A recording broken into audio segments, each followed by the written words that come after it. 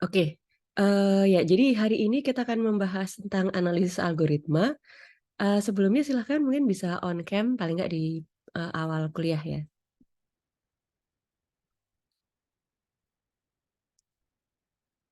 Iya, sip.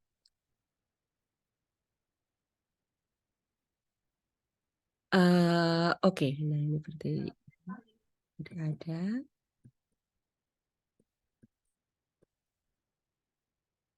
Ya, oke kita lanjutkan. Eh, jadi apa itu analisis algoritma? First, kita lihat dulu pengertian algoritma, yaitu adalah sekumpulan dari instruksi ya untuk melakukan komputasi untuk menyelesaikan suatu permasalahan gitu ya. Jadi apa tujuan dari analisis algoritma? Itu adalah untuk membandingkan beberapa algoritma tidak hanya dari running time-nya aja, tetapi juga dari faktor-faktor lainnya. Misalnya uh, kebutuhan memori, kemudian programmers effort ya, dan lain sebagainya. Nah, apa yang dimaksud dengan running time analysis? Yaitu adalah untuk menentukan bagaimana running time meningkat seiring dengan perkembangan ukuran dari problem. Ini kayaknya mungkin masih agak ini ya, masih agak belum jelas gitu. Nah, kenapa kita melakukannya? Oke. Nah, nanti ya pasti nih ya, pasti dikasih motivasi lah. Nah, oke, jadi for example, misalnya kita punya masalah searching ya, searching an ordered list. Jadi di sini ceritanya given a list L of n elements that are sorted into a defined order, misalnya secara numerik atau alfabetik, dan misalnya kita pengen nyari elemen tertentu. Nah, ini kayak sebuah skenario yang nanti akan sering kita lakukan ya. Jadi kita punya sekumpulan data, kemudian kita pengen nyari apakah suatu nilai itu ada di kumpulan tersebut, dan kalau iya, bisa jadi additionally, biasanya sebagai tambahan, kita juga pengen tahu dia posisinya di mana, gitu. Jadi misalnya, if bla bla bla in bla bla bla gitu ya. Nah, itu kan berarti adalah sebuah problem searching. Jadi kita mencari apakah elemen X itu ada di sebuah kumpulan gitu ya. Oke. Oke. Nah, cara pertama yang obvious, yang kayaknya jelas, itu adalah namanya linear search. Nah, caranya gimana? Ini prosedurnya. Kita lihat tuh ada beberapa baris. Kita lihat baris pertama itu adalah nih, X integer A1, A2 sampai AN. Maksudnya apa? X itu adalah integer yang ingin kita cari. A1, A2 sampai AN itu adalah kumpulan di mana kita ingin mencari nilai X ini. Oke, itu ya, oke. Kemudian first kita akan mulai dengan I sama dengan 1. Selanjutnya while I lebih kecil sama dengan N dan X itu tidak sama dengan AI, maksudnya pertamanya apa? While I lebih kecil sama dengan N. Nah, di sini kalian mestinya bisa menduga bahwa looping ini akan dilakukan selama I itu nilainya lebih kecil daripada N. Kalau N ini kalian lihat, N ini adalah apa? Banyaknya integer. Banyaknya integer di dalam set yang kita pengen cari, ya kan? Betul, benar. Nah, oke, jadi kita akan cari di sepanjang itu, di sepanjang A1, A2, dan seterusnya. Dan kondisi kedua itu adalah kalau X tidak sama dengan AI. Maka yang kita lakukan basically adalah, ya ini loopnya gampang banget ya. Ya kita akan menambah I sama dengan I plus 1. Jadi kita akan terus mengincrement I. Nah, efeknya apa? Efeknya kan tentunya, oh, pengecekannya I lebih kecil pada N. Oke, benar. Kemudian apakah X itu sama dengan A? Apakah X itu sama dengan AI? Kalau iya, berarti udah selesai kan? Selesai masalah kita. Tapi kalau belum, maka kita increment lagi nilai I gitu ya. Oke, if I lebih kecil daripada N, then nah kalau dia sudah keluar dari situ dan posisinya I itu lebih kecil daripada N, berarti kan 1, 2, 3, 4, 5. Berarti dia kan ini mengindikasikan apa? Ini mengindikasikan bahwa kita keluar dari loop sebelum seluruh anggota di dalam aset itu kita cari, ya kan? Nah, iya kan? Kalau I lebih kecil dari N, kan kejadiannya seperti itu. Wah, kok dia bisa keluar sebelum kita bandingin semua? Nah, kita lihat satu syarat bahwa dia akan ngelup itu kan kalau X tidak sama dengan AI. Berarti konklusi kita, kalau I lebih kecil daripada N, konklusi kita itu adalah bahwa dia keluar diakibatkan X itu, yaitu elemen sesuatu yang kita cari, integer yang kita cari, itu adalah sama dengan AI. Gitu sih. Gitu aja sih. Nah, in that case, location, berarti lokasinya itu ada di I, indeks I. Kalau enggak, lokasinya itu kita bikin indeks 0. Apakah harus 0? Tidak, perhatikan dalam pseudocode ini ada hal yang sangat penting sebenarnya. Ya, penting banget sih. Kita lihat bahwa I itu dimulai dari 1, ya kan? Nah, berarti kalau lokasinya di 0, itu berarti apa? Mungkin nggak? Berarti, iya. Tidak mungkin dalam artian dia tidak ditemukan. Nah, ini jadi jangan langsung serta-merta, oh ya kalau nggak ketemu lokasi sama dengan 0. Ini bisa fatal kalau misalnya kita mulai looping dan kita pakai indeks berbasis 0 ya. Kalau kita pakai indeks berbasis 0 kan kita pertama kali akan mulai dari 0 ya. Elemen pertama adalah 0 ya. In that case, kalau tidak ditemukan jangan di set 0 ya. Of course ya.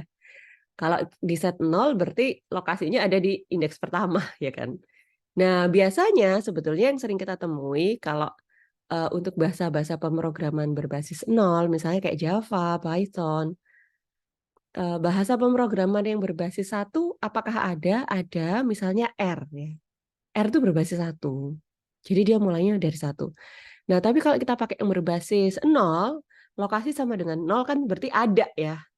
Nah, di situ tuh biasanya makanya kamu kalau lihat di dokumentasi kadang-kadang kalau nggak ketemu tuh dikasih nilai negatif biasanya. Ya, entah -1 kayak atau negatif berapa gitu ya, suka-suka. Pokoknya nilai negatif or some other values which indicates bahwa X itu tidak ketemu gitu. Nah, jadi sampai di sini ada pertanyaan. Ini sebenarnya ini ya, kalau diilustrasikan sederhana aja sih sebetulnya. Nah, jadi kayak gini, linear search. Nah, nyari 33 nih. Nah, ini kan semuanya dicek dari depan sampai ke belakang ya, sampai seketemunya ya. Dalam hal ini dia ditemukan. Nah, kayaknya ini adalah cara yang masuk akal untuk mencari sesuatu. Ya kan? Nah, akan tetapi perhatikan bahwa di sini anggota-anggota di dalam set itu dia terurut. Nah, sebetulnya ada cara yang lebih sederhana atau lebih cepat yang bisa kita manfaatkan untuk mencari. Nah, enter binary search. Nah, kita kembali ke fakta bahwa set itu terurut. Dalam hal ini yang mau kita cari itu dia terurut gitu ya. Collection-nya itu terurut.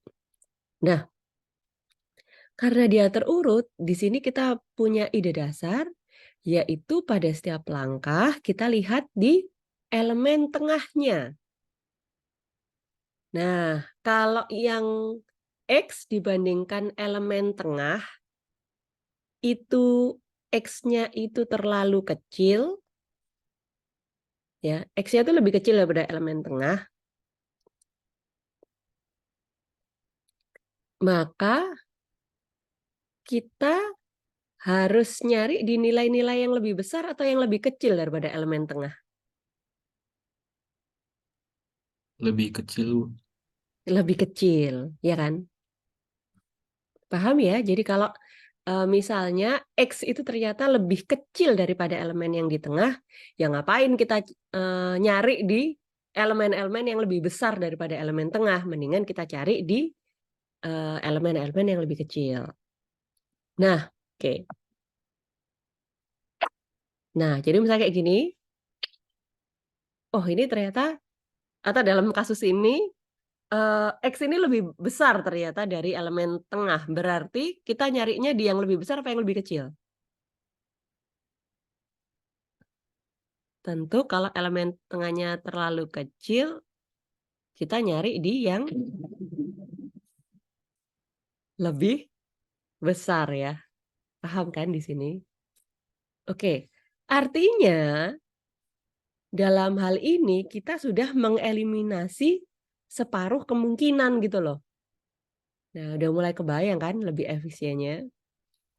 Nah, coba next step. Kita lihat. Ternyata kali ini dia elemen tengah itu lebih besar daripada X. Kalau dia terlalu besar yang di tengah, berarti kan kita cari di yang lebih, kita cari, ini kan elemen tengah nih di tengah-tengah. Kita cari di sebelah kanannya apa di sebelah kirinya? Asumsinya terurut dari kecil ke besar. Di sebelah kiri, Bu. Yes, di sebelah kirinya. Mari kita lihat. Cukup bombastis efeknya. Nah, demikian seterusnya. Nah, kalau ini sama kayak tadi, kita cari di elemen yang lebih besarnya. Kemudian ini kita lihat, oh ternyata lagi-lagi seperti tadi, elemen tengah lebih kecil daripada X, berarti kita cari di yang angka dan seterusnya. Nah, jadi gimana idenya? Mudah-mudahan udah kena ya idenya, bahwa di sini pada setiap langkah kita ngebandinginnya itu dengan elemen di tengah, gitu. Dengan demikian kita akan bisa mengeliminasi separuh pada setiap langkah, separuh dari ruang kemungkinan ya sudah kita eliminasi. Kita nggak usah cari di situ. Gitu. Nah ini prosedurnya. Nah secara programatik gimana cara kita melakukannya? Pertama sama setup-nya itu adalah ini ya kita mulai dengan X integer yang dicari, kemudian A1 sampai dengan AN ya tempat kita mencarinya. Nah, kemudian kalau kita nyari pertama kali, oke, tadi itu ceritanya kita kan akan membatasi ruang pencarian, ya kan? Nah, caranya gimana? Caranya kita akan butuh dua variabel, I sama J. Nah, ini triknya di I sama J ini. Nah, first, pertama-tama kita kan akan mencari di seluruh ruangan kemungkinan ya. Maksudnya di kumpulan nilai kan, di semua nilai yang ada di kumpulan nilai. Nah, berarti kan mulai dari indeks 1 sampai dengan indeks N. Masuk kan? Nah, dengan demikian kita bikin batas bawahnya itu I, itu sama dengan 1. Batas atasnya itu J, sama dengan N. Oke. Kemudian ini kan setupnya udah. Habis itu apa yang kita lakukan? While I lebih kecil daripada J. Nah, jadi kan kalau I lebih kecil daripada J itu kan berarti ruang pencariannya ini masih make sense ya. Jadi karena I batas bawah, J batas atas. Yang kita lakukan apa? Yang kita lakukan adalah kita cari indeks nilai tengah ya. Indeks tengahnya di sini adalah of course I plus J dibagi 2 ya. Di situ mudah-mudahan kelihatan itu ada I plus J bagi 2. Ntar ini saya giniin aja. supaya bisa dicoret-coret.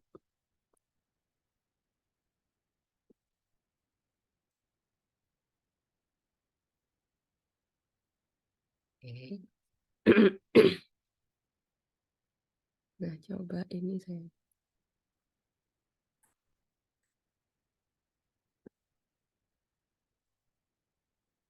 Oke, jadi misalnya ini, nah yang saya maksudkan tuh yang di sini, ya.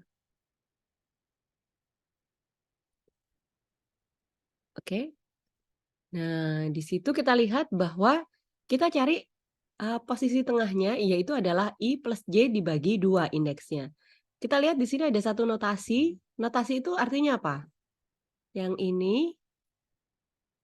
nah notasi ini artinya floor ya. Nah ini artinya floor. Floor itu apa? Ada yang tahu mungkin? Bulatkan ke bawah. Pembuatan ke bawah. Ya, floor itu adalah, pembulatan ke bawah ya. Nah, jadi kalau pembulatan ke atas namanya apa biasanya? Ceiling. Ceiling, ya. Nah, jadi kita lihat bahwa ini adalah operasi pembulatan, ke bawah gitu ya. Nah, kemudian perbandingannya di mana itu, right after, that line kita lihat bahwa kalau X lebih besar daripada elemen yang di tengah, berarti kita harus nyari di nilai yang besar-besar apa yang kecil-kecil. Jadi Yang misalnya besar-besar. yang lebih besar-besar ya. Jadi misalnya kayak gini ya.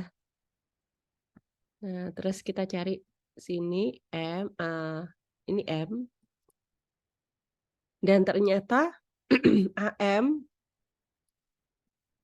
ini lebih besar daripada X ya. Misalnya AM lebih besar daripada X berarti sorry lebih kecil ya di sini.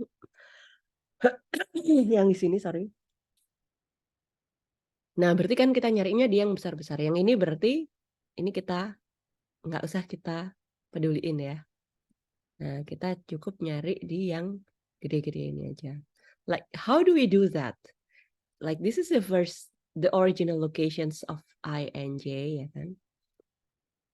Nah, kalau misalnya kita untuk langkah selanjutnya, kita pengen membatasi ruang pencarian ke yang nilai yang lebih besar-besar, maka yang kita lakukan adalah kita menggeser nilai I ke sesudahnya si M ini. Ya kan? Jadi sekarang untuk langkah selanjutnya, nah jadi I itu sekarang kita ganti, kita taruh di sini ya. Nah, J apakah perlu kita rubah? Ya, J tidak perlu kita rubah, J tetap ada di sini. Nah, gitu ya. Oke. Nah, selanjutnya tentunya logikanya mirip ya kalau misalnya ternyata AM-nya itu terlalu besar, maka kita cari di paruh yang lebih kecil-kecil. Kalau paruh yang lebih kecil-kecil, yang harus kita ganti nilainya yang I apa yang J?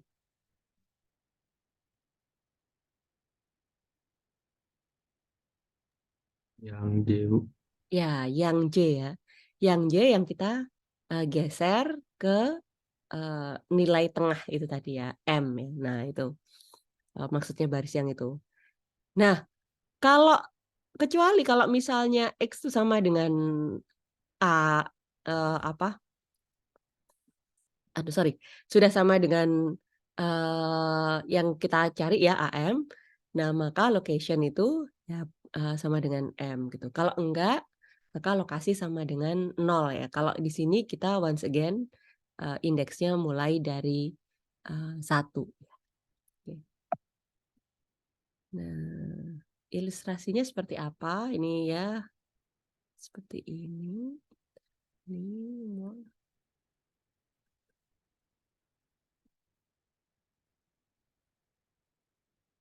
Nah, jadi kita lihat di sini, kita cari, 47 kan, di sini. Nah, oke. Nah, kita lihat dia selesai dalam berapa langkah. Kalau kita pakai linear search, kita kan harus cari di 0, 4, 7, 10, 14, 23, 45, 47. Jadi dia akan selesai dalam 1, 2, 3, 4, 5, 6, 7, 8, dalam 8 langkah ya. Nah, tapi kalau dengan binary search kita lihat bahwa dia akan selesai dalam 1, 2, cukup 3 langkah saja sudah selesai. Nah, jadi seperti itu ya, cukup 3 langkah saja sudah selesai. Oke, jadi kira-kira mana nih yang lebih efisien?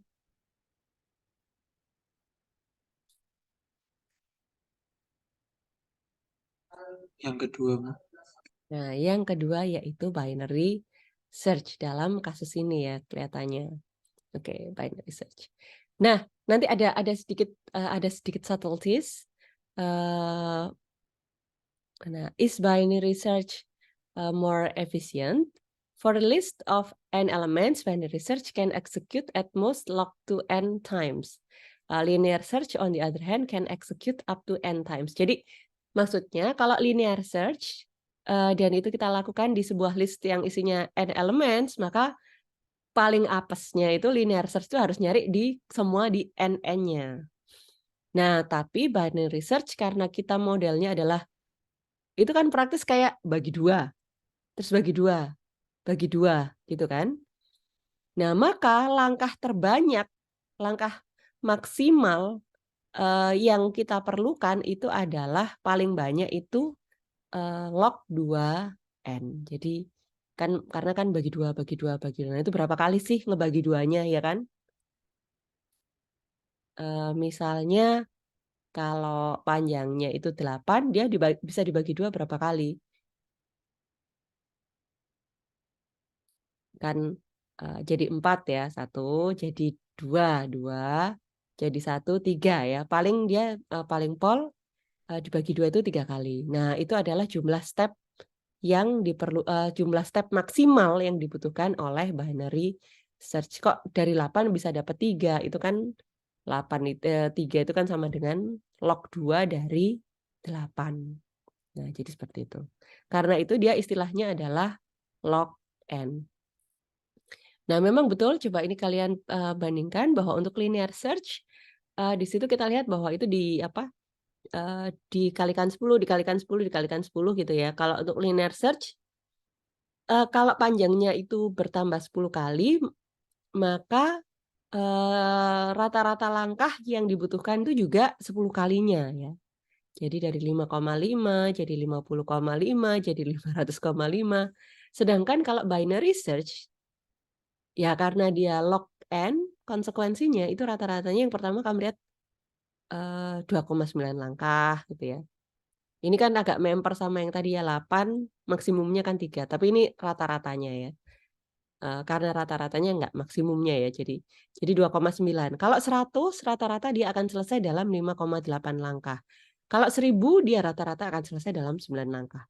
Kalau 10.000 dia akan selesai dalam 12 langkah. Jadi kayak ya saya pikir ini agak cukup spektakuler ya. Kalau 10.000 dengan linear search dia butuh 5.000, kalau binary search cuma butuh rata-rata 12 langkah saja. Nah, jadi seperti itu. Nah di sini kalian lihat sangat beneficial ya. Nah,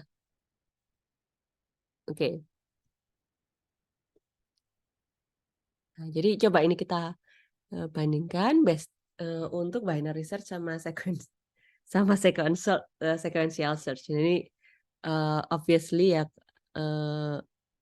jumlah step untuk sequential search itu bisa jauh lebih banyak. Bisa jadi ya kalau terutama misalnya ya dia kayak agak-agak di tengah-tengah, sorry, bukan di tengah-tengah ya. Sequential search itu akan lebih menguntungkan kalau dia kayak ada di awal-awal gitu.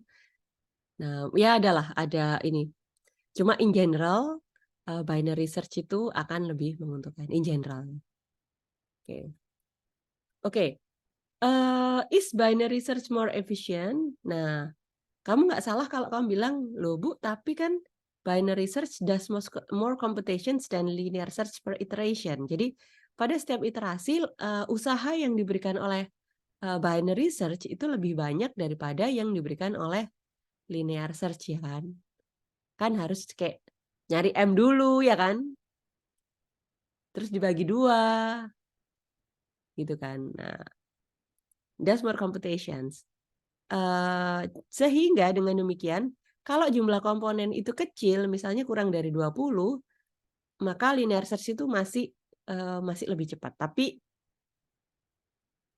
ya, iya sih emang. Tapi apa iya kita tuh kayak programming itu terus nyari di sebuah list yang isinya itu cuma 20, itu kayaknya jarang deh. Biasanya itu kan kita akan nyari pada data yang jumlahnya banyak.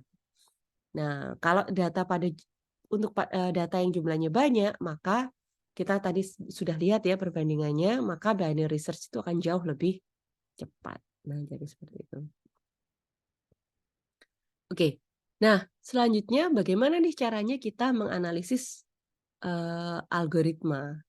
Jadi ada beberapa ukuran yang bisa kita definisikan. Pertama adalah waktu eksekusi. Nah, untuk waktu eksekusi ini nggak seberapa bukan ukuran yang baik karena waktu itu spesifik terhadap komputer tertentu. Maksudnya gimana? Ya, kalau misalnya yang satu pakai komputer keluaran terbaru gitu ya, mungkin RTX sekian sekian sekian gitu ya.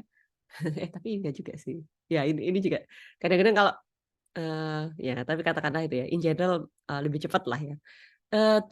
Kemudian kalau yang satu kita pakai mesin yang misalnya udah second lah, terus habis itu udah lama, udah hampir end of life-nya lah. Nah, itu kan tentunya tidak apple to apple. Kedua, count the number of statements executed. Nah, ini juga bukan ide yang bagus gitu karena ada beberapa ini akan tergantung style pemrograman orang gitu. Kalau saya misalnya kayak kurung kurawal tuh saya lebih suka ditaruh di jejernya ini. Kalau membuka itu saya taruh di atas gitu loh. Tapi kan ada juga yang dia suka ditaruh di bagian bawah gitu sehingga menambah jumlah baris gitu. Nah, tentunya itu kan adalah alasan yang sangat remeh untuk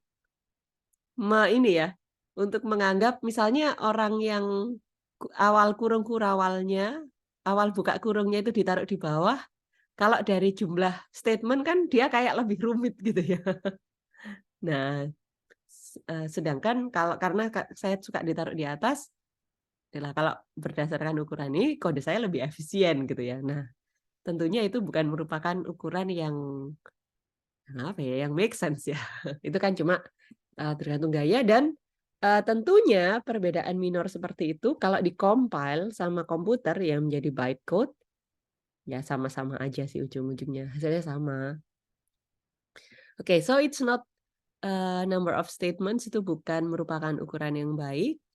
Nah, untuk melihat contohnya, mari kita lihat pada contoh berikut ini. Algoritma 1 sama algoritma 2 itu kalau yang satu ini kita meng-assign dari sebuah array dari indeks 0 sampai indeks n-1, ya kan? Nah, di sini ini berarti kan ada berapa elemen tuh di array-nya? Ada n elemen kan? Nah, jadi ada n operasi assignment, ya kan? Jadi kan satu array 0 sama dengan 0, array 1 sama dengan 0, array indeks 2 sama dengan 0 dan lain sebagainya. Sedangkan untuk algoritma 2 kita hanya menggunakan 2 baris statement saja ya. Jadi kayak for i sama dengan 0, i lebih kecil daripada n, i plus plus, maka kita assign array indeks ke i itu sama dengan 0 gitu. Ya ini memang dari sisi penulisan memang dia lebih efisien sih ya. Akan tetapi apa betul seperti itu gitu. Nah, sebetulnya enggak juga karena kalau yang untuk algoritma kedua itu kita perlu lakukan apa ya, ada operasi increment-nya ya kan, setidak-tidaknya kan. Kemudian ada operasi perbandingannya, apakah I itu lebih kecil daripada N gitu.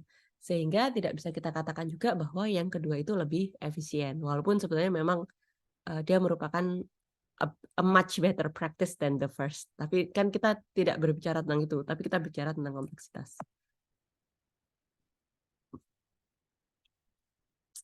Yang ketiga, express running time as a function of the input size atau FN gitu ya. Nah, jadi inilah cara yang akan kita pakai, yaitu kita membandingkan how well, seberapa baik algoritma itu akan bisa menangani suatu masukan, ya, jika ukuran masukan itu bertumbuh gitu. Nah, nanti akan kita lihat, tapi analisis seperti ini dia bisa dikatakan independen terhadap kecepatan dari mesin yang kita pakai, gaya pemrograman dan sebagainya. Oke, nah pada gaya yang ketiga ini kita memberikan, ya, kita associate a cost with each statement. Jadi untuk setiap statement kita kasih cost ya, dan kita temukan total cost-nya dengan cara menghitung berapa kali setiap statement itu dieksekusi. Nah, kemudian kita mengekspresikan running time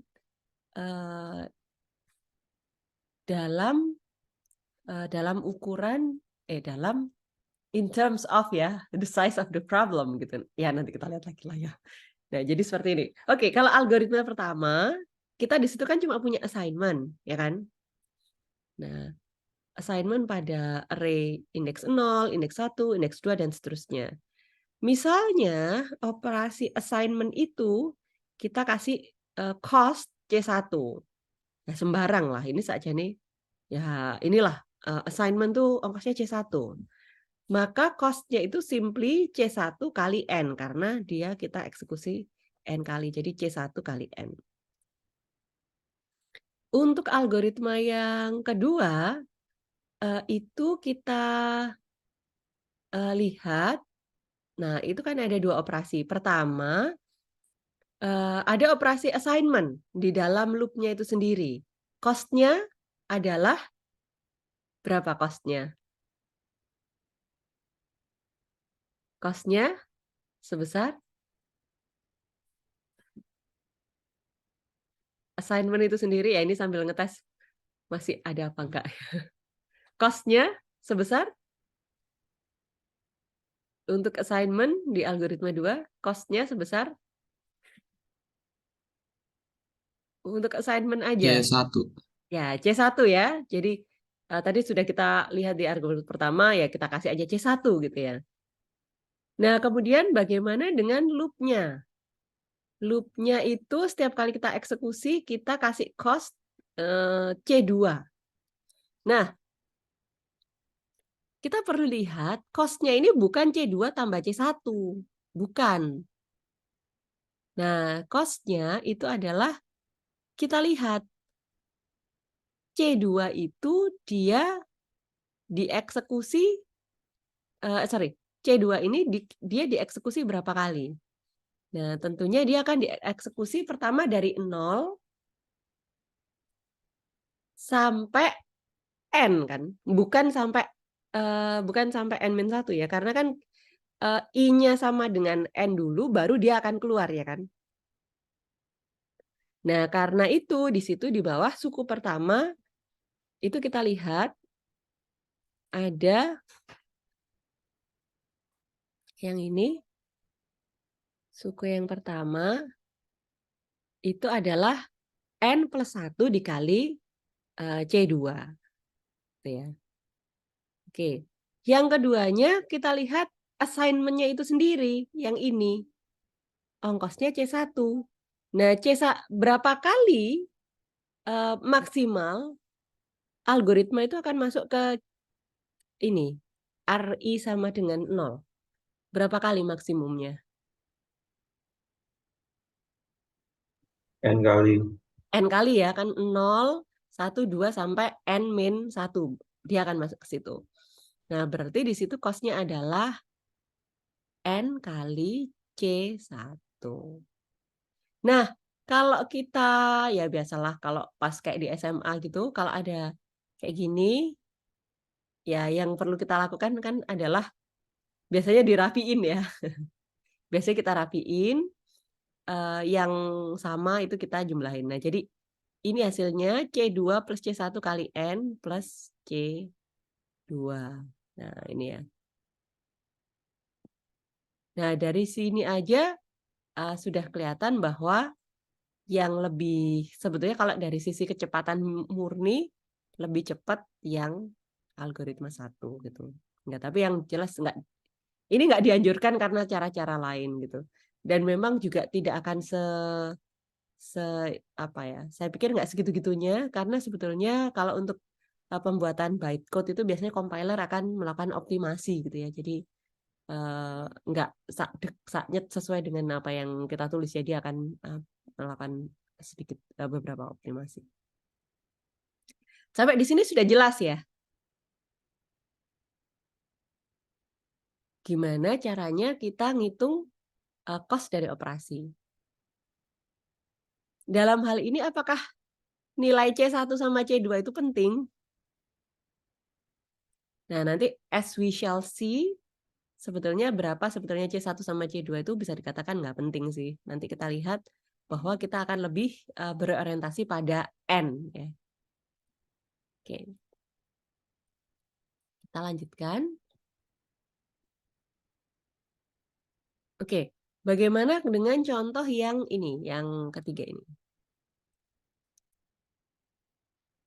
Nah, kita lihat lagi-lagi di sini ada assignment, ongkosnya C1, ada for loop, ongkosnya C2, another for loop, ongkosnya C2 lagi.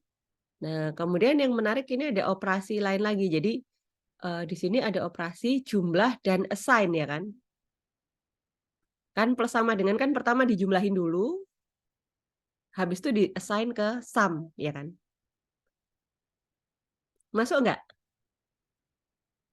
At least bahwa ini adalah 3 operasi berbeda, dengan cost yang mungkin berbeda-beda. Masuk kan ya?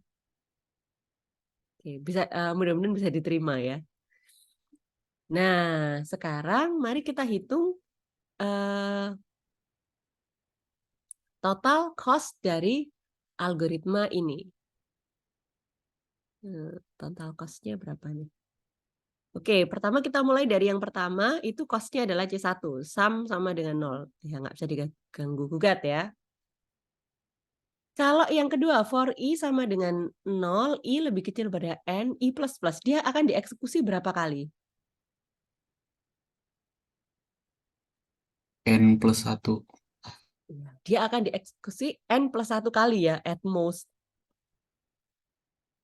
Karena kan dia akan mulai dari 0, 1, 2, 3, sampai N ya, di mana pada saat N dia akan false terus ya keluar gitu ya. Nah, bagaimana dengan yang di baris ketiga? Baris for yang di baris ketiga itu akan dieksekusi berapa kali?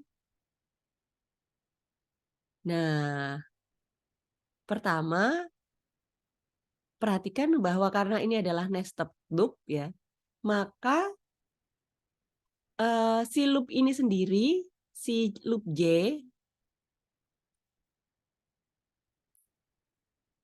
nah ini loop J ini, dia akan dieksekusi, ya sama ya, dia akan dieksekusi N kali sesuai dengan I ya, kan I sama dengan 0, I sama dengan 1.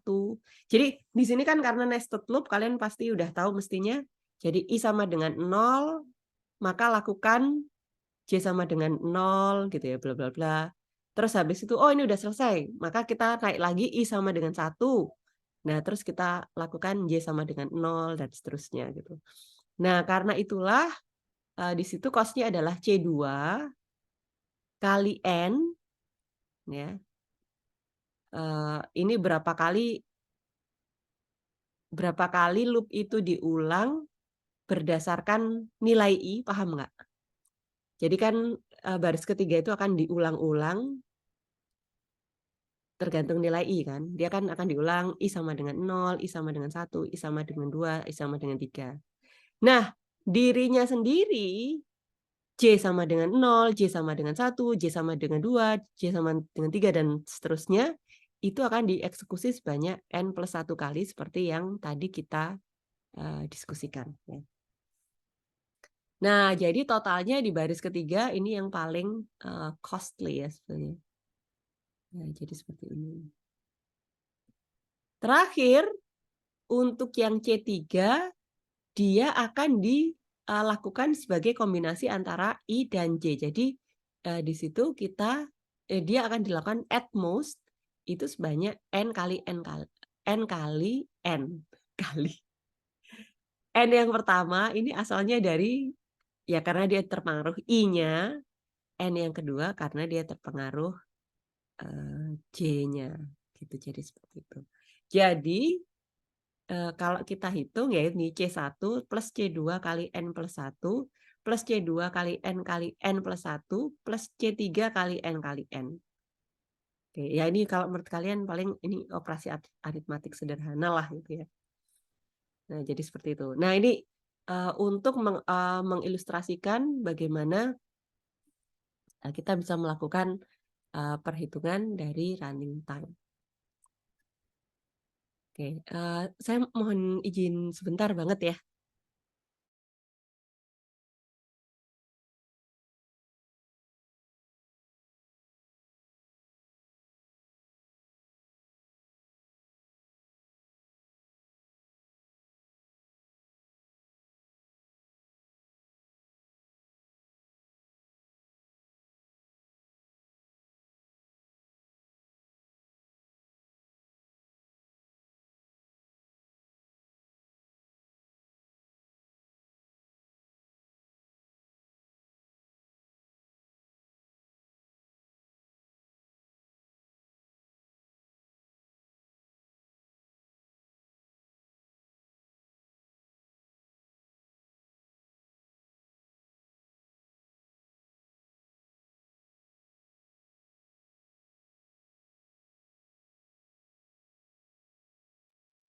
Oke, nah kita lanjutkan kembali. Nah, ini cara ngitungnya ya. Lah, terus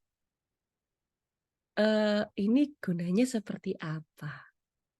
Maksudnya, apakah kalau waktu saya pertama kali belajar sih, pikiran saya itu adalah, apakah kita harus mengetahui nilai-nilai C1, C2, dan C3 dalam hal ini? Kan biar precise tuh kita dalam menghitung running time. Nah, tapi ternyata logikanya nggak kayak gitu. Jadi ini benar perhitungannya itu memang harus seperti ini, tetapi ternyata nanti yang kita butuhkan itu adalah hanya suku yang tertingginya saja gitu. Jadi dengan melakukan perhitungan ini secara akurat, kita akan bisa tahu berapakah suku N tertinggi dari running time sebuah algoritma. Nah, mari kita lihat ya. Oke, nah kenapa yang paling penting itu adalah suku yang tertinggi? Kalau di sini suku tertingginya berapa? Ada konstanta, ada apa lagi? Kalau kita buka, ini kan kayak gini ya.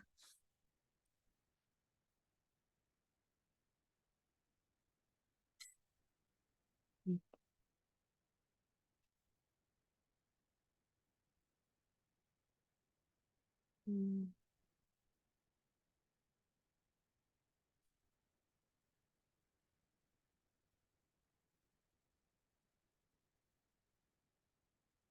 Next kali.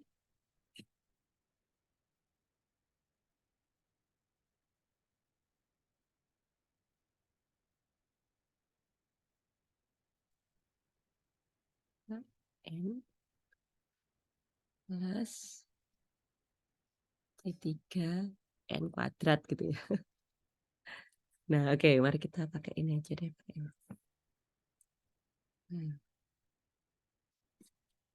Nah, di situ.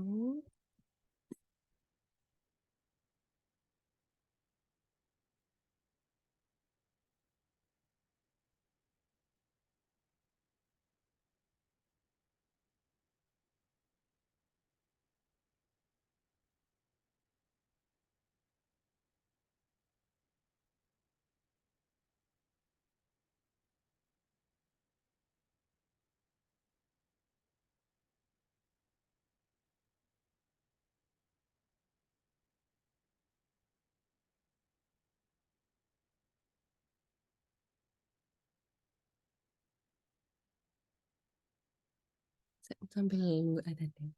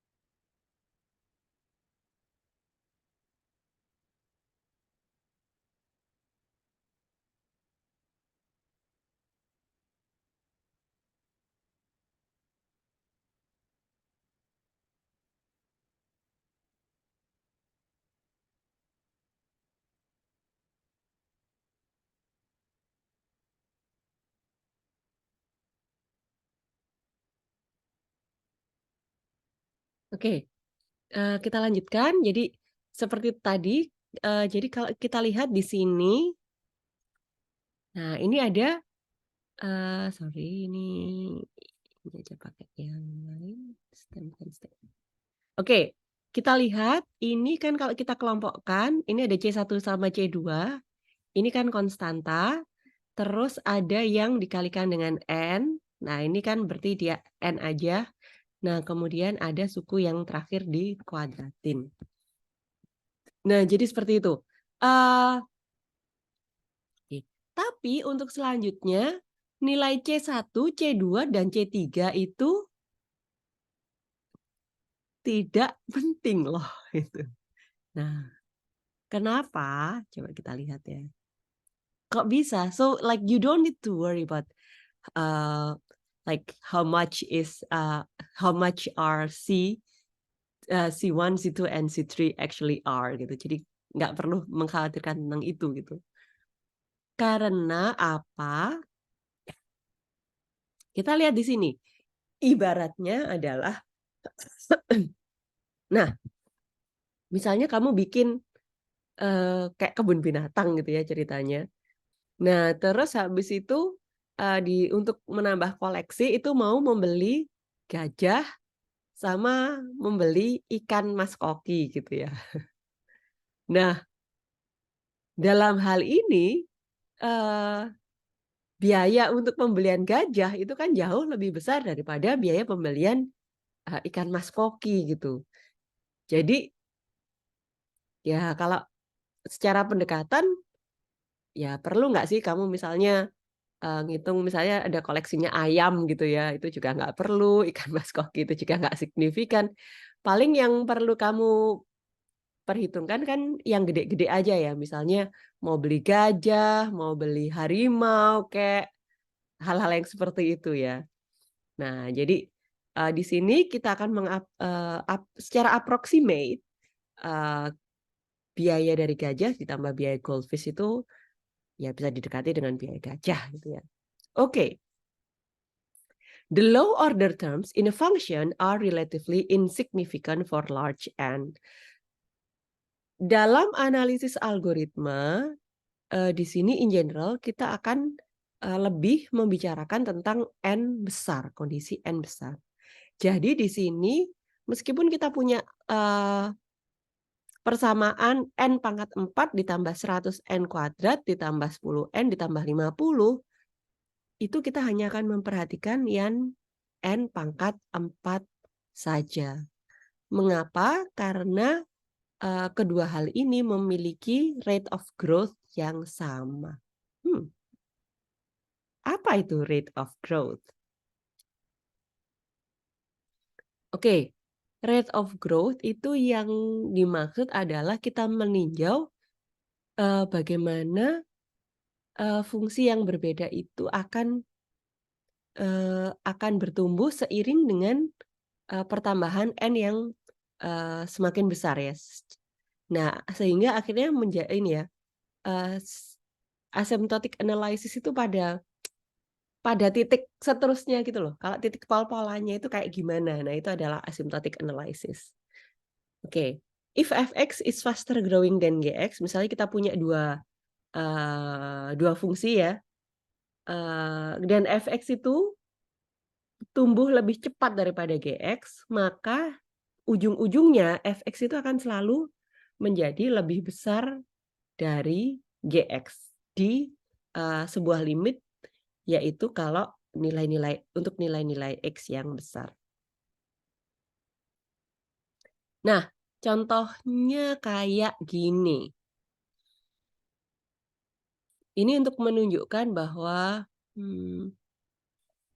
yang penting itu derajatnya terhadap N ya. Nah, misalnya ini, suppose you are designing a website to process user data. Ini ya contohnya financial records, exempli Gracia. Suppose program A takes FAN 30N plus 8 microseconds to process and records, while program B takes N kuadrat plus 1 gitu ya. Coba kamu lihat, B-nya itu kan N kuadrat. Tapi yang A dikalikan 30 gitu. Oke, ini mungkin udah bisa ketebak. Which program would you choose knowing that you'll want to support millions of users? Kalau tebakan, lebih efisien yang mana? A atau B? Dikira-kira aja lah, yang dikira-kira. A. Nah, betul. Kita akan pilih yang A. Tapi kalau misalnya E-nya katakanlah 2 gitu, iya kalau 2 itu kan 68 ya yang A. Sementara yang B itu dia butuh 5 microseconds. Nah, tapi itu kan untuk yang kecil ya. Nah, kita lihat ini kemarin saya sudah membuat perhitungannya seperti ini. Oke, jadi misalnya di sini kita punya N sama dengan 1, 2, 3, 4, 5, sampai 10, 20, 30, dan seterusnya. Nah, ini kita lihat, kamu lihat di sini, A ini di formula barnya yang kecil banget tuh, sama dengan 30 kali, ini ya, kali N plus 8, ya kan. Ini adalah fungsi yang pertama. Yang B ini adalah fungsi yang kedua, yaitu N kuadrat plus 1 gitu ya. Nah, ini kan dia akan menunjukkan yang ini. Nah, kita lihat, untuk di awal-awal B yang N kuadrat plus 1 dia akan lebih cepat gitu ya. Tapi kita lihat semakin ke bawah, nah ternyata ada suatu titik di mana, A2 itu menjadi lebih cepat. Di titik mana itu? Di N sama dengan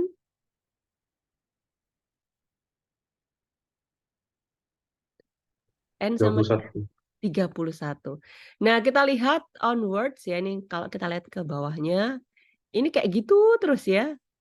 Bahkan kita lihat pas di bawah-bawah, nah udah jauh banget ya kalau dengan menggunakan algoritma A, kita butuh 5.000 microseconds gitu atau milliseconds, tadi saya lupa. Sementara kalau dengan algoritma B kita butuh 32.000. Nah, itu udah 6 kali lipat ya perbedaannya. Nah, jadi seperti itu. Nah, jadi mudah-mudahan terlihat bahwa yang penting itu adalah suku yang berderajat tertinggi. Oke. Oke, mari kita lihat. Nah, gambarannya seperti yang ada di slide, dengan adanya suku kuadratik pada yang B, pada algoritma B, maka dia running time-nya akan bertumbuh jauh lebih cepat daripada yang A. Nah, jadi seperti itu. Jangan lupa ya, jadi FA sama FB itu adalah running time-nya. Nah, di sini kita berkenalan dengan notasi Big O. Nah, atau Big O notation. Jadi kita lihat bahwa FA N sama dengan 30 kali N plus 8 itu disebut berorde N atau ON. It is at most roughly proportional to N. Jadi secara kasar dia akan bisa kita sebut bahwa dia proporsional terhadap N. Nah, sementara kalau untuk yang B itu N kuadrat plus 1, ordenya adalah N kuadrat atau ON kuadrat. At most dia akan proporsional pertumbuhannya terhadap N kuadrat. Nah, in general, algoritma yang N kuadrat itu akan jauh lebih lambat ya. Kalau untuk algoritma N kuadrat, itu yang lebih cepat itu apanya? Yang cepat itu adalah pertumbuhan waktu running-nya ya. Iya nggak sih? Nah, dengan kata lain, dia cepat gitu naik. Jangan lupa, yang cepat naiknya itu apa? Yang cepat itu adalah pertumbuhan waktu running, sehingga yang cepat itu adalah tambah lambatnya ya. Nah, jadi seperti itu ya. Jadi an ON square algorithm will be much slower than ON algorithm. Karena dia akan grow faster ini istilahnya ya. Nah, selanjutnya ada contoh-contoh yang lain. Nah, misalnya N pangkat 4 tambah 100 N kuadrat plus 10 N plus 50 itu ordenya adalah N pangkat 4. Nah, 10 pangkat N pangkat 3 plus 2 N kuadrat itu ordenya N pangkat 3. N pangkat 3 min N pangkat 2 ordenya tetap N pangkat 3. Kalau 10 berarti dia sebuah konstanta, dia ordenya biasanya kita sebut sebagai orde 1 ya. Jadi ya dia orde konstan. 1273 itu adalah juga orde konstan ya atau orde 1. Jadi ada apa aja sih orde-orde yang sering dipakai itu biasanya orde konstan, terus habis itu orde N berarti dia kalau N itu dia punya namanya adalah linear. Kalau yang kuadrat ya ini namanya kuadratik gitu. Kalau ada lagi N log N dia namanya logaritmik ya.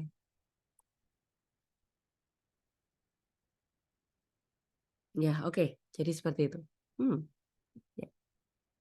Oke, jadi kalau kita lihat kalau dari algoritma 1 sama algoritma 2 kita kembali ke perhitungan kita tadi. Meskipun di algoritma 1 itu adalah C1 kali N dan algoritma 2 itu adalah cost-nya adalah C2 plus C1 kali N plus C2. Ini akan selalu lebih lambat yang mana? Yang 1 atau yang 2?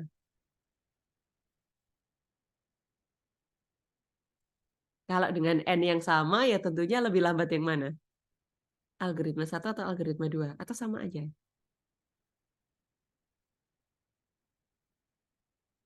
Yang 2, Bu. Ya, betul. Jadi kalau secara absolut, of course, algoritma 2 itu akan ya selalu lebih lambat daripada algoritma 1. Nah, akan tetapi memang mereka itu sama-sama ordenya orde N. Ya nanti seperti misalnya kalau ya untuk N yang besar, maka sudah tidak ini ya pokoknya pertumbuhannya akan memang sama aja tergantung ordernya, yaitu N. Jadi dua-duanya algoritma ini sama-sama dia adalah algoritma linear atau order N.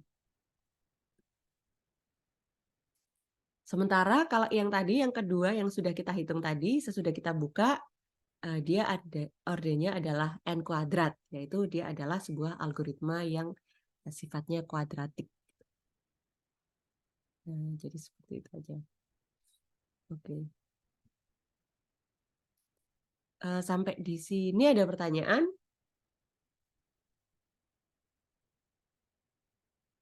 Nah, selanjutnya bagaimana kita ini ya mengkombinasikan kalau misalnya, nah ini mengkombinasikan beberapa ini ya beberapa statement. Kita tahu kalau I sama dengan 0 dia adalah sebuah konstanta. Perlu nggak kita perhatikan? Nggak perlu ya biasanya kalau konstanta, kecuali itu overhead yang besar banget, biasanya tidak kita pedulikan. Terus kita lihat pada loop while. Di loop while itu ada berapa statement? Di dalam loop while-nya ada berapa statement?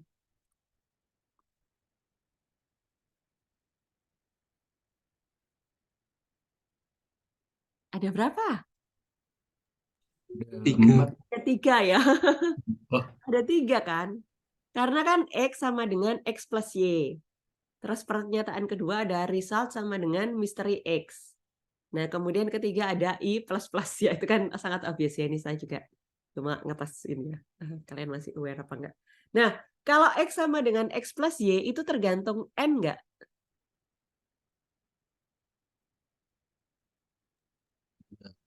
Enggak, Bu. enggak, Tidak. Bu. Karena dia tidak tergantung N, maka dia kecepatan eksekusinya akan konstan ya. Berarti dia adalah order 1 ya. Jadi konstanta aja gitu. Yang kedua kita punya pernyataan result sama dengan mystery X. Nah, kalau mystery X itu order berapa ya kita nggak tahu. Di situ dikasih tahu contohnya, misalnya mystery X itu adalah sebuah fungsi yang ordernya adalah N. Ya. Berarti dia linear ya. Kalau yang ketiga, operasi increment ternyata dia tidak terpengaruh N. Jadi again dia ordernya order 1 ya. It's just a constant. Oke. Jadi ada order 1, order N, sama order 1. Nah, di situ kita lihat bahwa untuk kompleksitas ini atau big O notation, untuk big O notation kita ambil yang ordernya tertinggi. Jadi kan X sama dengan X plus Y itu kan kayak beli semut lah gitu. I plus plus itu juga kecil lah cost-nya. Tetapi yang dia akan bisa bervariasi tergantung besarnya N, yaitu ukuran data yang kita masukkan, itu adalah yang kedua ya, jadi order N. Nah, jadi the body of the while loop itu order N. Nah, sedangkan loop-nya itu sendiri akan dieksekusi 6 kali, sehingga secara total seluruh algoritma ini kompleksitasnya adalah N kali ON, yaitu sama dengan ON kuadrat. Jadi dia ordernya kuadratik. Sampai di sini ada pertanyaan? Nah, jadi kalau terasa sederhana, ya emang cukup sederhana sih ya. Cuma as usual, the devil is in the details gitu ya. Untuk programming tuh yang perlu diwaspadai. Nah, bagaimana contohnya, gimana caranya kita ngitungnya kalau misalnya contohnya seperti ini, ada if I lebih daripada J. Nah, ini kan kita tahu bahwa pernyataan yang bawah ini, suku if-nya dia ordernya adalah N ya, linear. Nah, kemudian untuk yang bawah, yang else itu dia cuma ada satu pernyataan sih, assignment doang kan. Terpengaruh besarnya N nggak dia? Yang else? Enggak terpengaruh. Nggak terpengaruh. Kalau yang di if-nya dia terpengaruh nggak? Terpengaruh N. Pengaruh. Ya, dia terpengaruh ya. Dia akan dieksekusi sebanyak N kali. Nah, sementara X sama dengan X plus 1 itu sendiri itu kan orde konstan ya. Jadi kan ini orde 1 tapi di eksekusi berulang sebanyak N kali sehingga dia N kali orde 1 ya. Orde N ya. Kita lihat ujung-ujungnya. Nah, oke. Kalau kayak gini, kita ngoperasiannya gimana? Nah, kalau untuk if else, kalau sudah masuk if, mungkin nggak dia akan masuk ke else-nya? Nggak mungkin. Mungkin ya, jadi dia mutually eksklusif ya.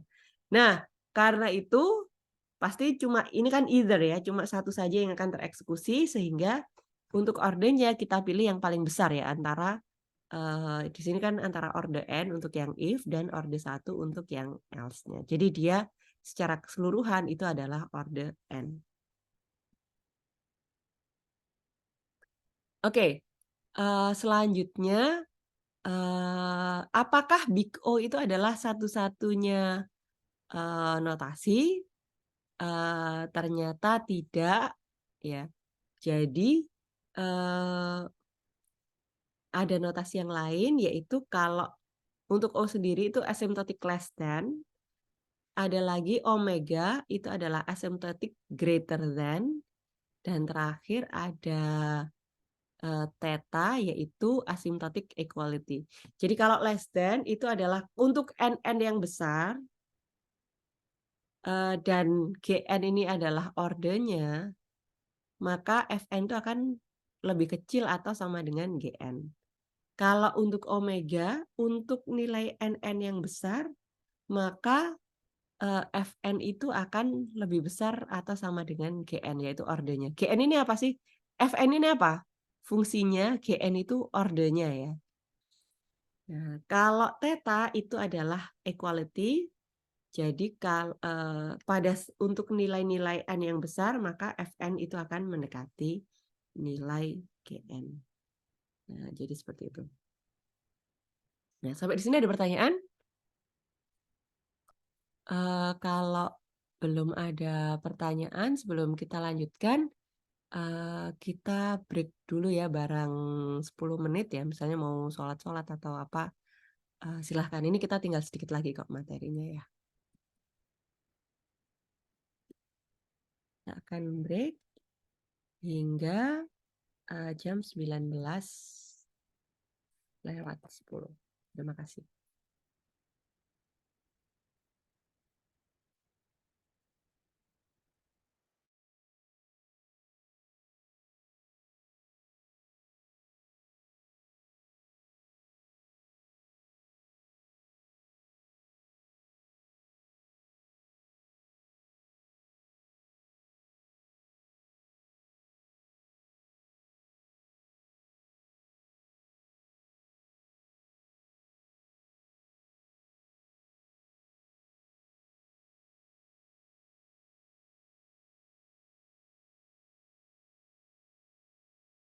Saya pikir mungkin ya beberapa slide lagi gitu ya yang terkait dengan Big O.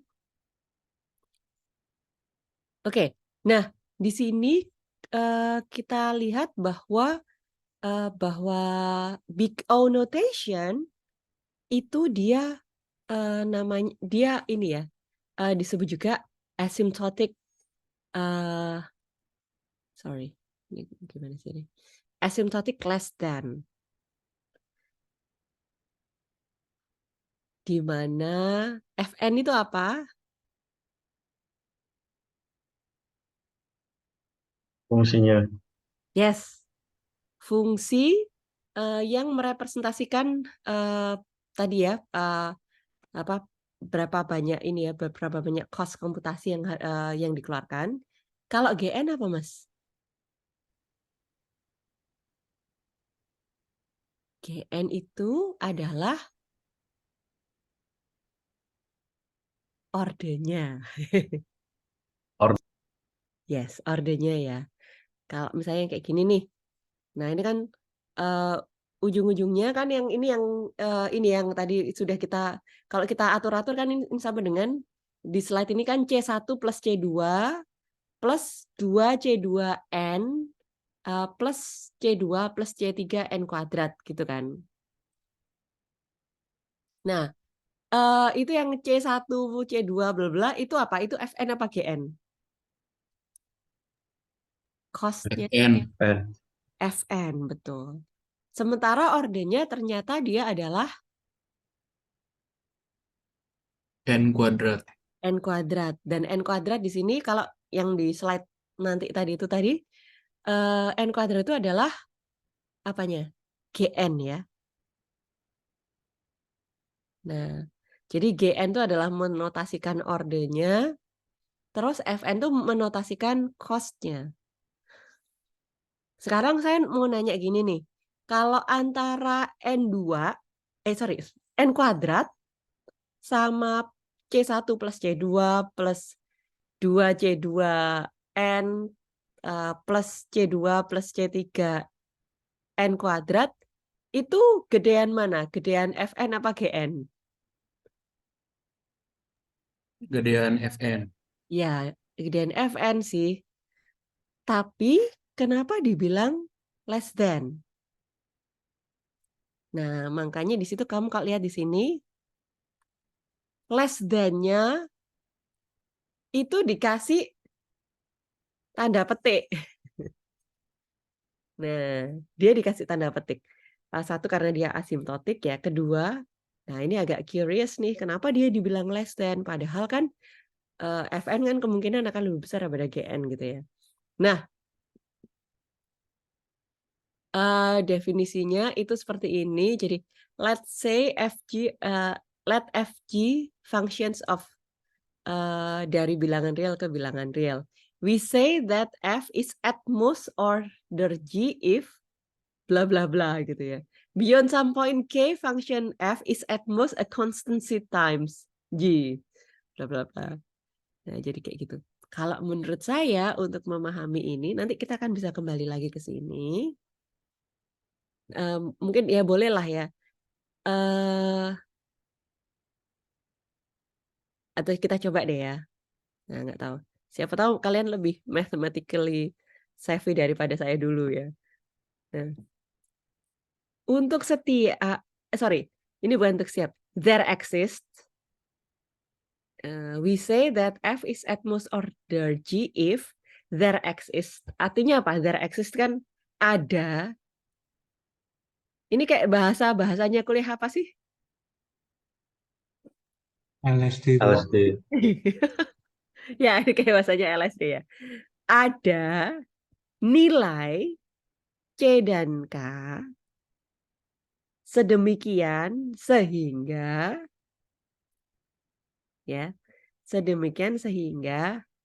Fx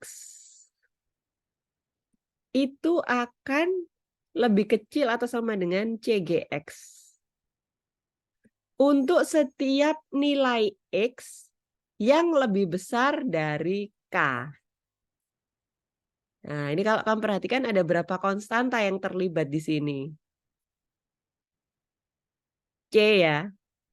C ini adalah pengali untuk si order, ya, Cgx. K ini adalah suatu batasan nilai tertentu dari X. Nah, jangan khawatir, nanti kita lihat ada gambarnya. Nah, ilustrasi itu akan membantu. Ya, siapa tahu kalian nggak khawatir ya. Kalau saya, apa nih gitu. Nah, oke. Jadi dia dikatakan order G kalau Fx lebih kecil sama dengan Cgx. Jadi perhatikan bahwa Gx-nya ini boleh loh dikaliin ya. Boleh dikaliin dengan suatu konstanta tertentu. Misalnya ini ya yang tadi 30N plus 8 ya kan. 30N plus 8 itu ordernya apa? N. Betul. Ordernya N ya. Karena paling tinggi N-nya kan ya N ya, linear dia emang. Nah, of course, N sama 30 N plus 8 itu gedean 30 N plus 8 gitu. Tapi di sini kita lihat secara definisi di sini there exists C and K. C harus ada C yang nanti kalau si ordernya ini dikaliin C, dia itu akan bisa lebih besar daripada si Fn gitu. Nah, dalam hal ini mungkin kamu bisa ngebayangin bahwa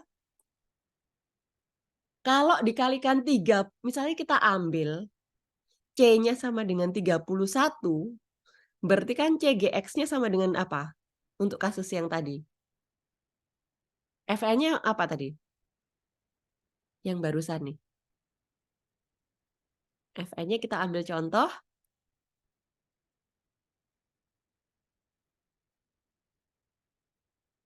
Apa tadi contoh Fn yang barusan dibahas ini, yang sekarang?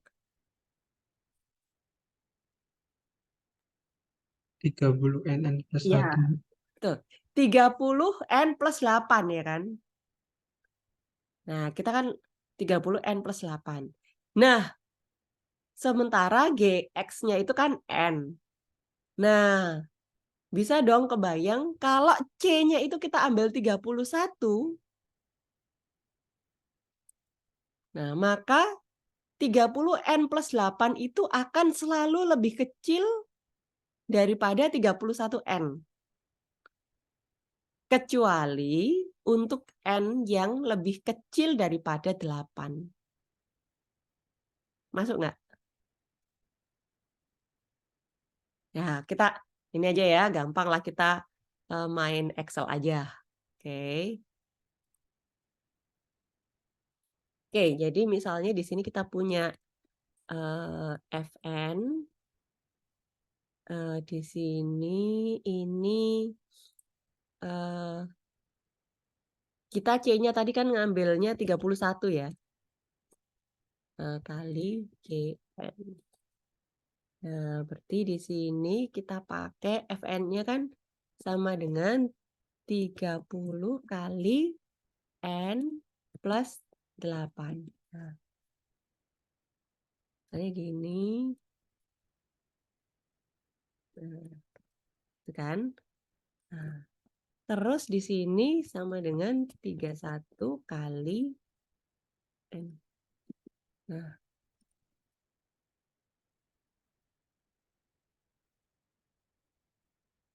nah, kita lihat bahwa mana yang lebih besar.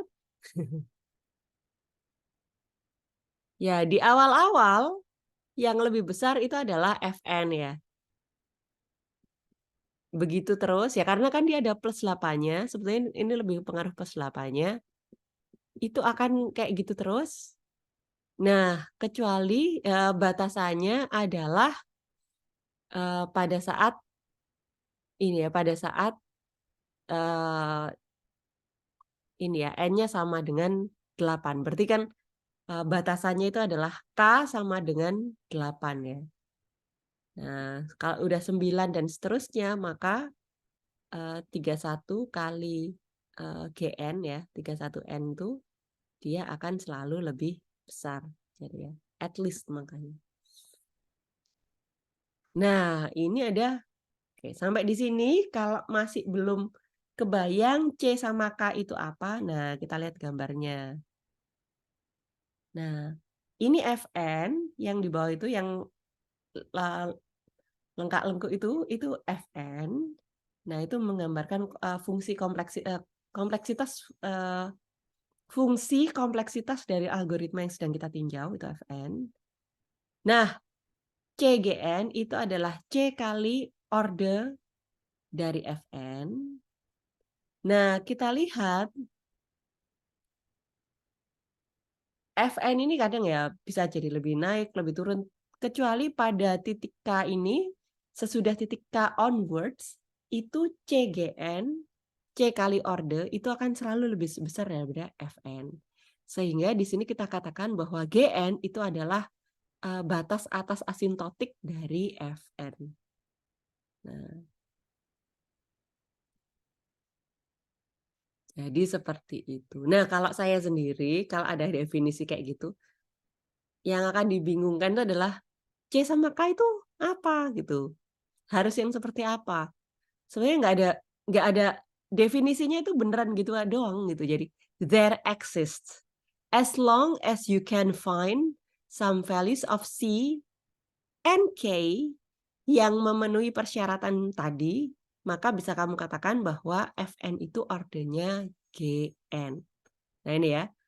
Note that F is OG as long as any values of C and K exist. Sembarang that satisfy the definition. Okay. However, the particular CK values that make the statement true are not unique. Any larger value of C and or K will also work. Jadi dia nggak peduli, yang penting ada. You are not required to find the small C and K values that work. Indeed, in some cases, there may be no small values. Nah, oke. Ini ada 2 contoh di sini tentang Big O. Show that 30 kali N plus 8 itu ordernya N. Nah, ini tadi sudah kita tunjukkan bahwa kita bisa penuhi syarat itu kalau C sama dengan 31 dan K sama dengan 8. Tadi salah satu contohnya ya. Bagaimana dengan N kuadrat plus 1? Dia ordernya adalah N kuadrat. Nah, dia akan berlaku, ya gampang aja. Kita ambil aja C sama dengan 2 gitu ya. Bisa kan ada konstanta yang N kuadrat plus 1 sama N kuadrat. Kalau N kuadratnya dikalikan 2, kan pasti dia menang kan terhadap N kuadrat plus 1. Dia akan menang dengan batasan K sama dengan 1. Nah, jadi contohnya seperti itu ya. Karena itulah dia dibilangnya less than.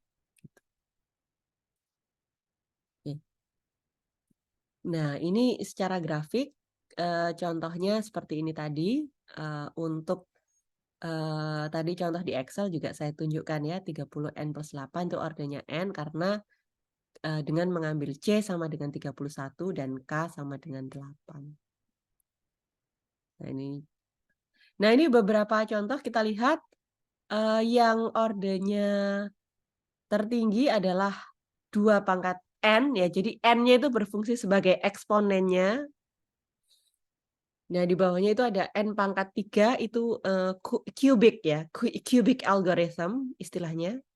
CUBIC, cubic. Sementara N kuadrat itu adalah ya simple kuadratik gitu ya. Nah, sementara kalau yang N itu linear. Kemudian ada N log N, itu log linear. Yang bawah itu yang paling desirable ya. Yang dia dengan N yang semakin besar itu dia akan semakin mendekati konstan, itu adalah log N.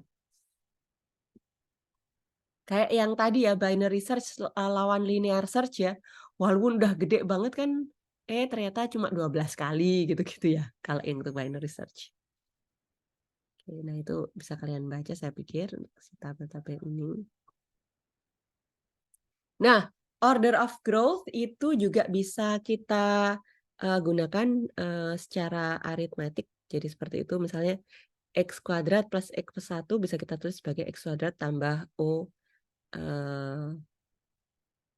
OX ya. Jadi X kuadrat plus some function that is ordernya X. Jadi N ya.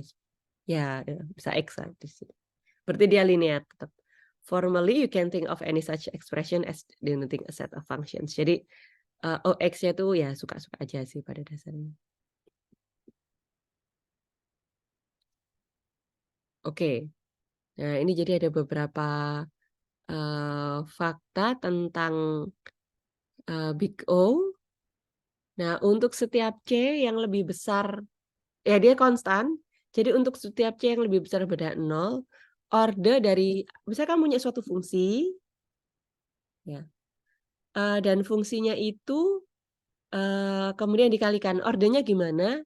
Ternyata ordernya tidak berubah. Jadi order dari sebuah perkalian fungsi itu sama dengan order dari fungsi itu sendiri. Jadi misalnya, say kamu punya n kuadrat plus 1, terus habis itu kamu kalikan 2 gitu ya, jadi 2n kuadrat plus 2 itu ordernya tetap sama dengan n kuadrat.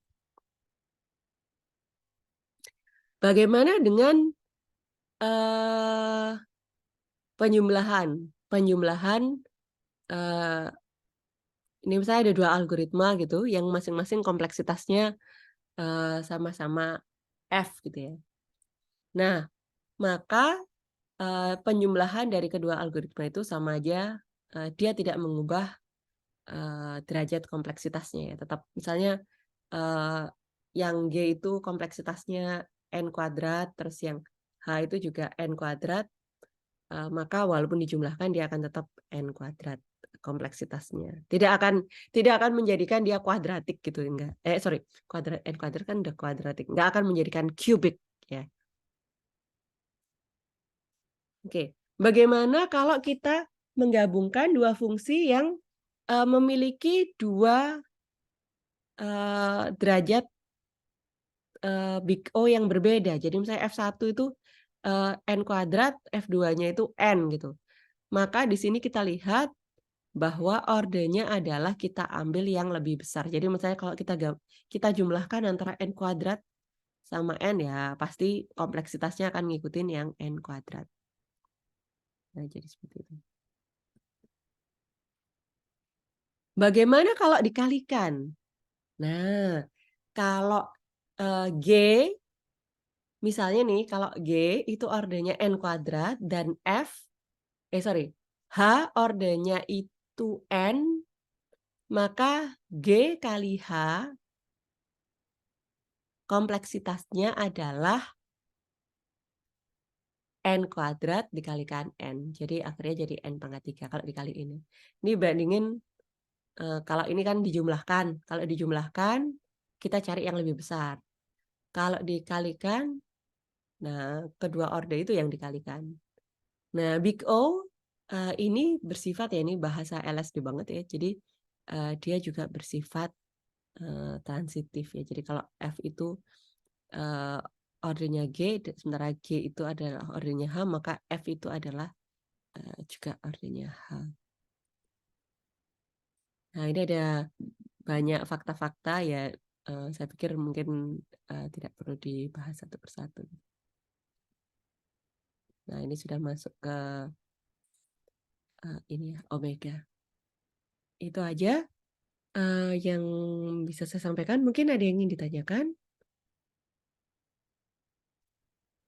Kenapa kita melakukan analisis algoritma? Atau mungkin ada yang punya ide, kenapa sih kita bikin ini analisis algoritma?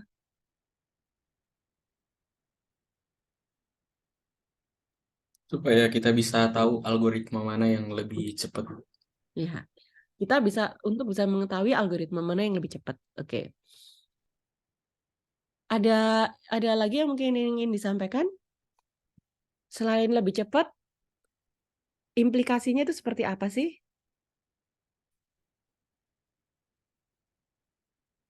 Nah, ini bisa kamu bayangkan.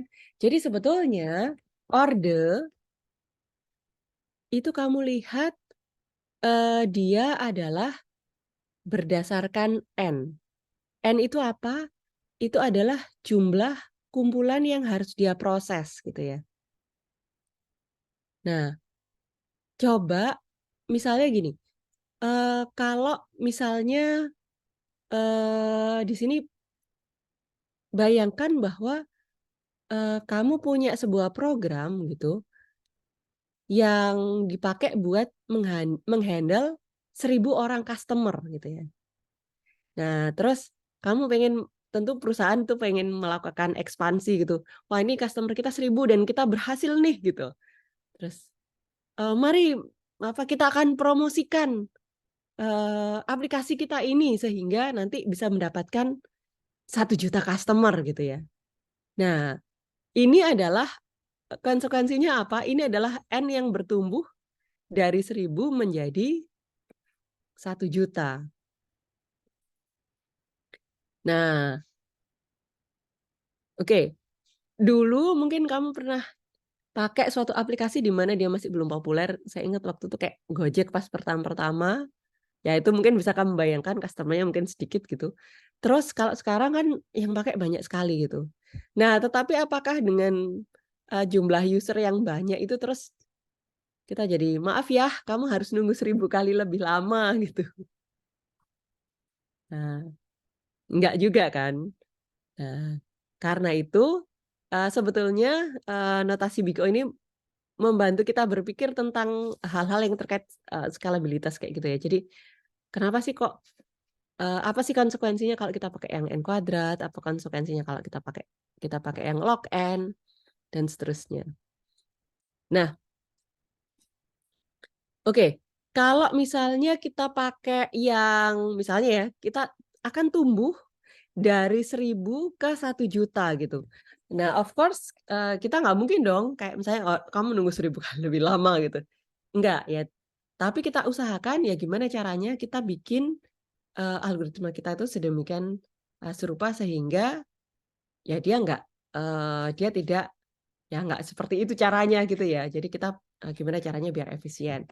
Nah kemudian sorry.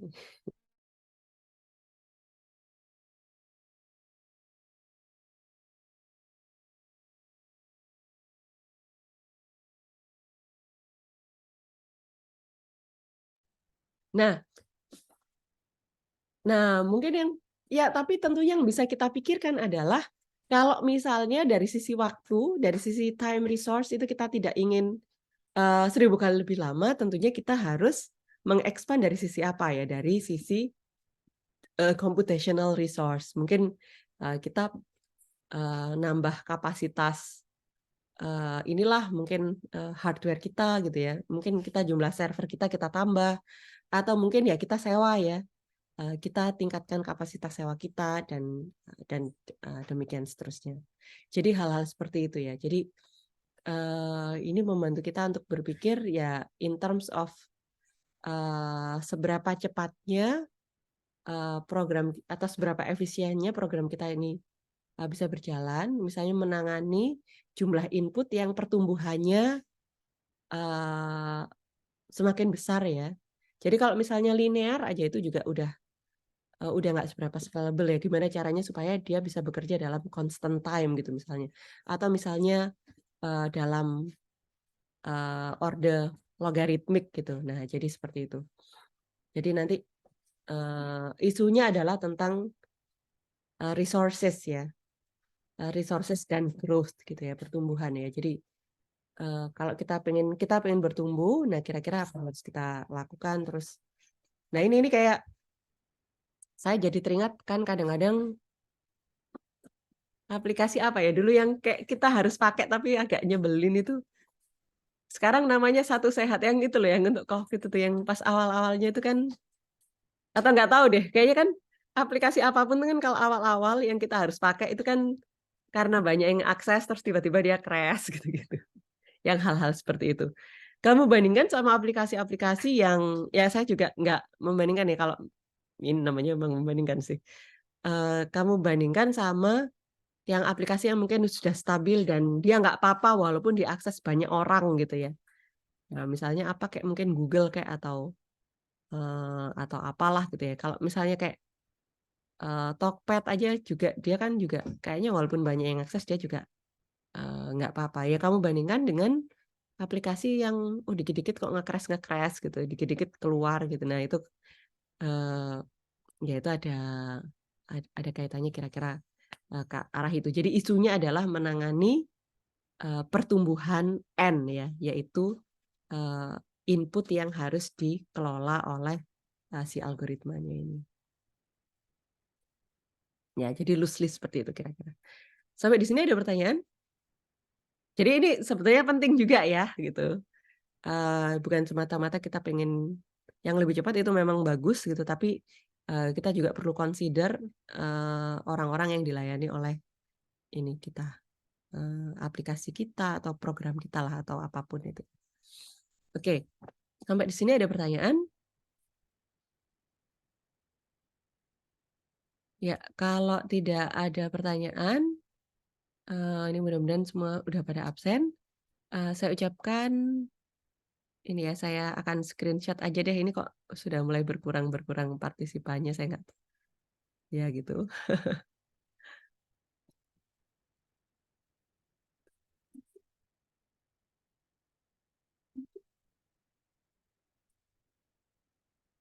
Iya.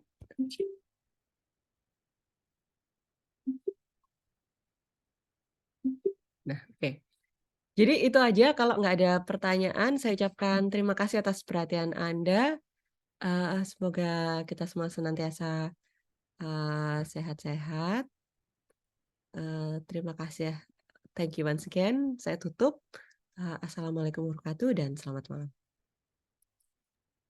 Waalaikumsalam. Terima kasih, Bu. Terima kasih Terima semua. kasih, Bu.